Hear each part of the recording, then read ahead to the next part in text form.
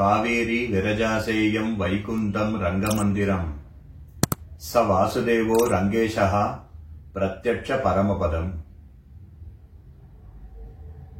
ஒரு வருடமும் ஒரு மாதமும் ஏகாதேசி தினம் வரும்.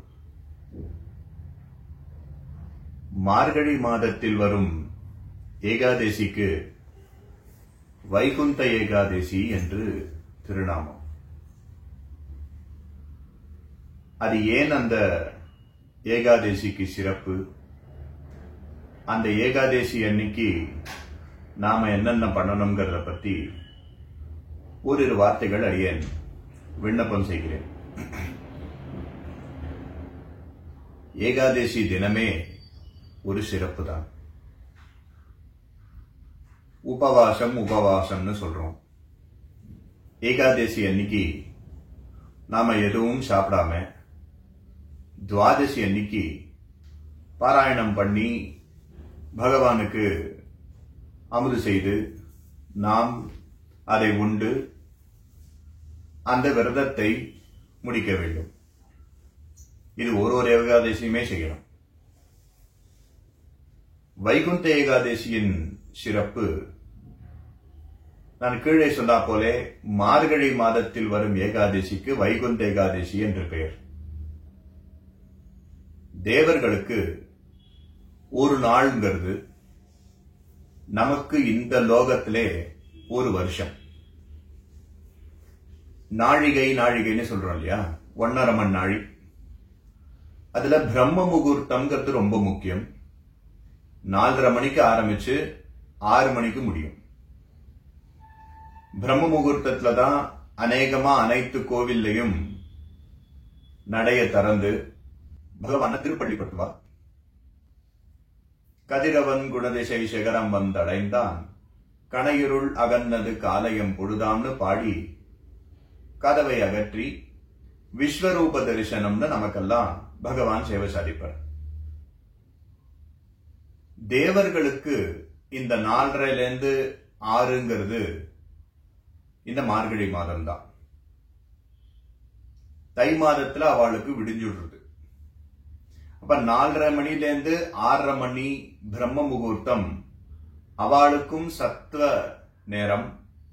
அவளும் பகவானை போய் சேவிக்கிறதுக்காக போறாளாம். வைகுந்தத்துல யாரும் போய் பகவானை சேவிக்க முடியாது. ஏன்னா சாஸ்திரம் நச்சபுனராவர்த்ததேன்னு சொல்றது. விரஜைன்னு ஒரு பெரிய நதி இந்த உலகத்துக்கும் வைகுந்தத்துக்கும் நடுவுல ஓடிட்டு இருக்கு அந்த நதி. இந்த விரஜை நதியை தாண்டி நம்ம உள்ள போயிட்டோம் அப்படின்னா ஆறாலையும் வெளியிலேயே வர முடியாதான் பகவானை தவிர.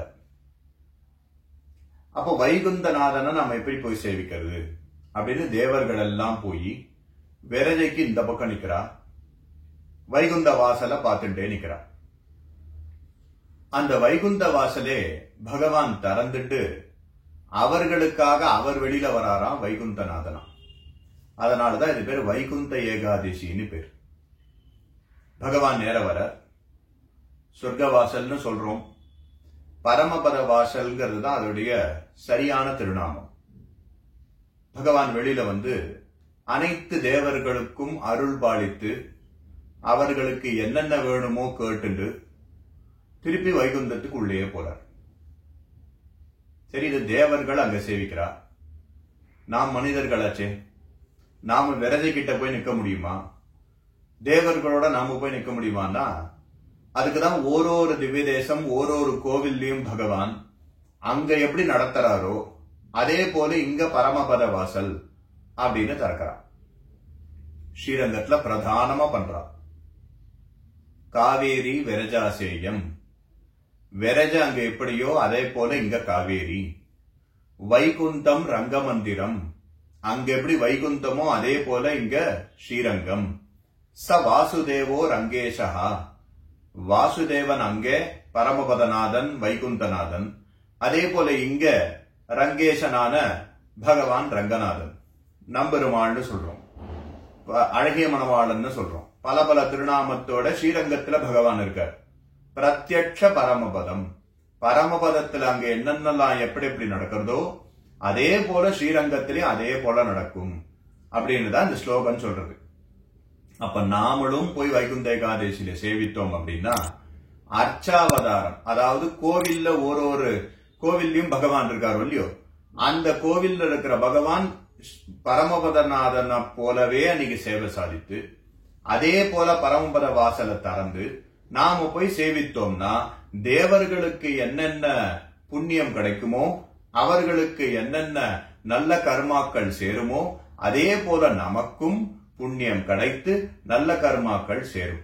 அதனாலதான் காத்தால 4:30 மணியிலேருந்து கிட்டத்தட்ட 6 மணிக்குள்ள பரமபத வாசலை திறக்கிறார். ஏன்னா அங்க மார்கழி மாதம்னா அங்க 4:30 6ன்னு பார்த்தோம் இல்லையா, அதே போல இங்க 4:30 மணிலேருந்து 6 மணிக்குள்ள பரமபத வாசல் திறக்கிறார். இதுல அன்னைக்கு பரமபதம் ஆடுறதா சில ஐதிஹ்யம் இருக்கு. பரமபதம் ஆட வேண்டும், ஏன் விழிச்சுட்டு இருக்கணும், ராத்திரி போல முழிச்சுட்டு இருக்கணும், அதுக்கு பரமபதம் ஏன் ஆட வேண்டும் அப்படின்னா அங்க பார்த்தாலே அதுல ஏணியும் இருக்கும் பாம்பும் இருக்கும். அந்த விளையாட்டை பார்த்தாலே ஏணியும் இருக்கு பாம்பு இருக்கும் இல்லையோ. மனிதனுடைய வாழ்க்கை பரமபதத்துக்கு கீழே, கடைசியில பரமபதநாதனா பகவான் இருக்க, பரமபதத்துக்கு கீழே ஏற்றமும் இருக்கும் இரக்கமும் இருக்கும். பாம்பும் கடிக்கலாம், ஏணியிலும் ஏறலாம். அடியன் ஒரு வாழ்க்கை வாழ்ந்துட்டு இருக்கேன் அப்படின்னா ஒரு நாள் ரொம்ப நன்னா இருக்கு, இல்ல ஒரு வருஷம் ரொம்ப நன்னா இருக்கு, அடுத்த வருஷம் ரொம்ப சிரமப்படுறேன், உடம்பு சரியில்லாம போறது, மனசு சரியில்லாம போறது, ஏதோ ஒண்ணு நடக்கிறது. அப்பெல்லாம் பாம்புல கீழே இறங்குறா போல. ஒரு நாள் ரொம்ப நன்னா இருக்கும் இல்லையோ, அப்பெல்லாம் பாம்புல மேல ஏறா, அதாவது அந்த ஏணில மேல ஏறா போல. அத நாம நன்னா புரிஞ்சுக்கணும், இந்த உலகம் இப்படித்தான் இருக்கும் அப்படின்னு நாம தெரிஞ்சுக்கணுங்கிறதுக்காக ராத்திரி முழிச்சுட்டு இருக்கணும், ஏதோ பொழுது போக்கணும் இல்லையோ. அந்த நாளையில பகவத் கதையை பேசி பேசியே பொழுத போக்கிடுவாளாம். அந்த பகவத் கதைய ஒருத்தர் வராகனுடைய கதையை சொல்வார், ஒருத்தர் நிருசிம்மனுடைய கதையை சொல்வார், ஒருத்தர் ராமனுடைய கதையை சொல்வார், ஒருத்தர் கண்ணனுடைய கதையை சொல்வார். ஒரு கதை 1 மணி நாளின்னு ஆயிடுச்சுன்னா தசாவதார கதையே 10 மணி நாளி ஆயிடுச்சு இல்லையோ. அப்ப ஒரு நேரமும் ஒரு கதையை பேசியும் ஓட்டலாம். பரமபதமாடி சில பேர் நேரத்தை கழிப்பா. அப்ப அந்த பரமபதத்துல நாம என்ன புரிஞ்சுக்கணும்னா, பரமபதநாதனை போய் சேர்ந்தோம்னால் நமக்கு கீழே இறக்கம்ங்கிறதே கிடையாது. கடைசியில மேல இருக்கும் பாருங்க, அங்க பாம்பும் இருக்காது ஏணியும் இருக்காது. ஒன்னொன்னா போட்டு நாம மேல போய் கடைசியா பரமபதநாதனை போய் சேர்ந்துருவோம். ஆனா அதற்கு கீழே ஏற்றமும் இருக்கும் இறக்கமும் இருக்கும்னு நமக்கு தெரிவிக்கிறதுக்காகவே அந்த ஆட்டத்தை ஆடுவார்கள். அப்போ பரமபதநாதனின் அருளையும் ஸ்ரீரங்கநாதனின் அருளையும் அனைத்து திவ்யதேச பெருமானின் அருளையும் பெற வேண்டும் என்றால் காத்தால 4:30 மணிக்கு கோவில்ல போய் நாம பரமபத வாசலுக்கு நின்னோம்னால் பகவான் தான் திறந்துண்டு வெளியில வருவார். கோவிந்தா கோவிந்தா கோவிந்தான்னு அனைவரும் அவனை கூவினோம் என்னால் கூடாரை வெல்லும் சீர் கோவிந்தா உந்தன்னை பாடிப்பறை கொண்டு யாம் பெரும் சம்மானம். எனக்கு என்ன சம்மானம் பகவான் கொடுப்பார்? நாடு புகழும் பரிசினால் நன்னாக சுடகமே தோள்வளையே தோடே செவிப்பூவே பாடகமே நனைய பல்கலனும் யாமணிவோம் ஆடையுடுப்போம் அதன் பின்னே பால்சோறு மூட நெய் பெய்து முழங்கை வரிவார கூடியிருந்து குளிர்ந்து. இப்ப நாம மட்டும் போய் பகவானை சேவிக்கலையே, எத்தனையோ பக்தர்கள் அங்க வராளோ இல்லையோ, அனைவர்களுக்கும் ஆனந்தம். அதாவது உலக விஷயத்துக்கு போனோம்னா எனக்கு ஒரு ஆனந்தம் இருக்கும், இன்னொருத்தருக்கு இன்னொன்னு ஆனந்தமா இருக்கும். ஆனா பகவத் விஷயத்துக்கு வரும்போது பரமபத வாசலை திறந்த உடனே அனைவருக்கும் ஆனந்தம் இல்லையோ. ஒரே விஷயம் அனைவருக்கும் ஆனந்தமா இருக்கிறது பகவான் விஷயம் மட்டும்தான். அதுக்காகத்தான் நாம அனைவரும் போய் நின்று கூடி இருந்து குளிர்ந்து. ஆண்டாள் என்ன அழகா எழுதிருக்கா பாருங்கோ, கூடி இருக்கிறதே குளிர்ச்சி தானா. ஏன்னா நாம பேசிட்டே இருக்கும்போது அவர் எப்ப திறப்பார் எப்ப திறப்பார் எப்ப திறப்பார். அங்க போய் மத்த கதைகளை நாம் பேசப்படாது. அங்க போய் நாம வேற ஒரு விஷயங்களை பேசுறோம். எங்க ஆத்துல இன்னைக்கு இது நடந்தது, எங்க வீட்டுல அது நடந்ததுன்னு நாம பேசாம நாம பகவான் கதையை மட்டும் பேசி இவர் எப்ப திறப்பாரு எப்ப திறப்பாருன்னு திறந்தவுடன் கோவிந்தான்னு சொல்லும் பொழுது அவருடைய திருக்கண்கள் செங்கன் சிறிதே எம்மேல் விழியாவோன் ஆண்டாள் பாடினாள் இல்லையோ. திங்களும் ஆதித்யனும் எழுந்தால் போல் அங்கன் இரண்டும் கொண்டு எங்கள் மேல் நோக்குதியல். அந்த கண்ணை கொண்டு ஒரு தடவை என்ன பார்த்துடேன் அப்படின்னு ஆண்டாள் கேட்கிறா போலே பகவான் கதவை திறந்தவுடனே அனைவரும் அவரை பார்க்கிறோம், அவர் அனைவரையும் பார்க்கிறார். பார்த்தாலே போரும், நமக்கு இருக்கிற அனைத்து பாபங்களும் தீயினில் தூஷாகும்னு சொல்லிட்டா ஆண்டாள். அவர் ஒரு தடவை திருக்கண்ணால பார்த்தாருன்னா தீயில எப்படி தூசி கருகி போயிடுமோ அத போல அனைத்து பாபத்தையும் போக்குகிறான் பகவான். இந்த வருஷம் 10ஆம் தேதி இந்த வெள்ளிக்கிழமை வைகுந்த ஏகாதசி வருது. அனைவரும் பகவானின் அருளை பெற வேண்டும். ஸ்ரீ வைகுண்டநாதனின் அருள் அனைவருக்கும் கிடைக்க வேண்டும்.